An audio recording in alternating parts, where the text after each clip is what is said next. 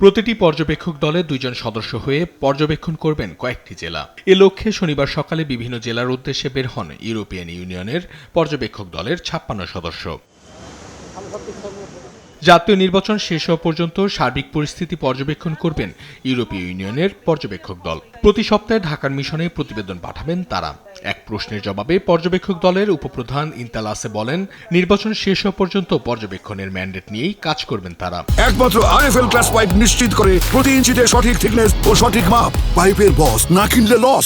Every week they will compose a very comprehensive report how the election day is unfolding in specific electoral constituency in specific district. নিরাপত্তা নিশ্চিতে European ইউনিয়নের নিজস্ব বিশেষজ্ঞ আছে উল্লেখ করে নির্বাচনের আগে নিরাপত্তা অ্যালার্ট চালু করতে হবে না বলেও আশা প্রকাশ করেন ইন্তালাসে।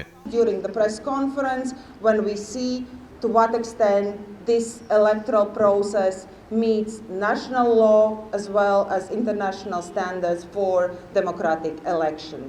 ফেব্রুয়ারির প্রথম সপ্তাহে আরও 90 জন স্বল্পমেয়াদী পর্যবেক্ষক আসবে বলেও জানান উপপ্রধান পর্যবেক্ষক।